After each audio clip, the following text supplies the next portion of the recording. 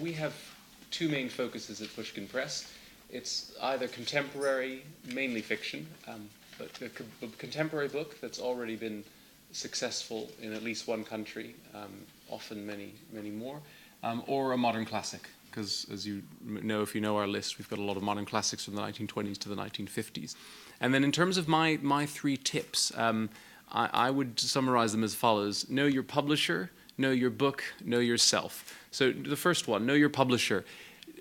You have to know something about the publisher that you're pitching to. As Bill has described, we're all very different, our lists. We have different kinds of things. And whether you know our books or not, it's very easy to find out about us on the internet and find out what kind of books we publish so that you are pitching to the right publisher.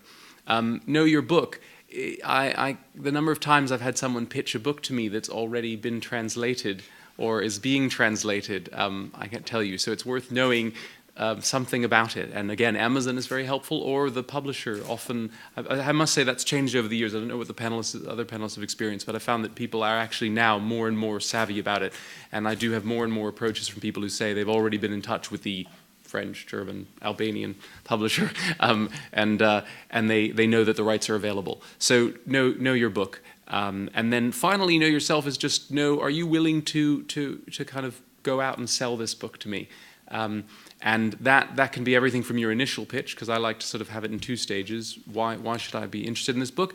And if I am interested, I'd love you to do a sample translation for me. So know that you know the book well enough to do this pitch, and that you're willing to do a sample translation for me. Doubleday, I'm editorial director at Doubleday, which is an upmarket imprint in a commercial company, part of Penguin Random House. And we're frontlist driven, so we have a lot of names, Bill Bryson, Kate Atkinson, John Irving, Curtis Sittenfeld, for example. But what you'll find that all of those have in common is strong storytelling and strong voice, and sometimes a good pitch. And my tips are, in fact, they build on what Adam's just said. It was quite tricky, actually, thinking of the science of pitching. So I'd never thought about that. You just know what makes a good pitch, but you don't actually analyse it. So I thought that pitching is about storytelling. It's not about information. So I would think about something that you imagine will provoke an emotional response. Think about something that will will allow your listeners' imagination to run. And thirdly, keep it simple. So think about an emotional response, an imaginative response, and make it really simple. That's it. Hello. Stork Press, we're all a bit crazy in there. So we're very young publishing house, and out of 4 books that we published last year, 3 of them were in translation, and this year we have 4 books only in translation. For us, the most important thing is, does it have a good story, basically. If you see that a publisher is not doing science fiction or fantasy or something like that, don't even bother sending an email, because you obviously haven't checked the information. So that's the most important thing.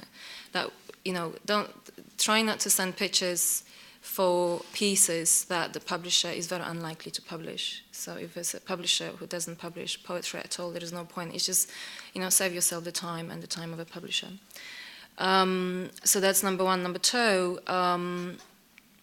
Make it as simple and concise as possible. It's like an inside joke that publishers don't really have time, short attention span, because you get so many emails during the day. Don't pitch everything by one author. So try to focus on one work of fiction or non-fiction or whatever, depending what that kind of particular work is. Information about the author, very, very short bio, keep it brief. If the author has a website, it would be great. So if you have any links or any information, so when we look at the email, when you pitch it, we just make it easier for us. So put the link to the author's website. If you've got a photo, that's great. Does the author speak English? Because for us, it will be like, can we bring the author to the UK and have an event with this person?